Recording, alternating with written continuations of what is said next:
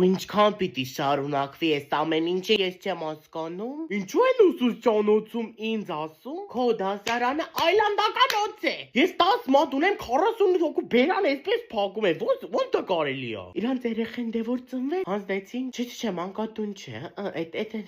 մեր հարևանինն է։ Դրուցում ենք դա չպետք է խանգարի մեր դասերի։ Չեք կարողանում, հա, հանգիստ նստել դասերի։ Երբ որ իմ տղային տանում էի դպրոց, այսօր ողբեց հիշում եմ։ Հիմա արդեն մեծացել է, լավ տեղ է միջայլոց աշխատում, հա։ Անձնական հարցեր չեն քննարկում։ Տնօրենը կանչեց իր մոտ, թե Բատուֆիկյան, քո դասարանից եմ եկել բողոքեմ։ Դուք ուղղակի հասկանում եք դա ինչ է, ինչ է կամաչում։ Ես դասատուի աչքերի մեջ նայում եմ, այսպես սարսուռը կապում էր իմ մարմինը։ Ինձ թվում էր դասատուները ռոբոտներ են, զուգարան չեն գնում, հաց չեն ուտում, չի։ Տղայից մեծ որդու փոքր քրոջ ամուսնու հորանը բերեցին մեր դպրոց։ Հա Արտյոմիկ ջան, գնա դասի այսա կգամ, գնա դասի անտեր։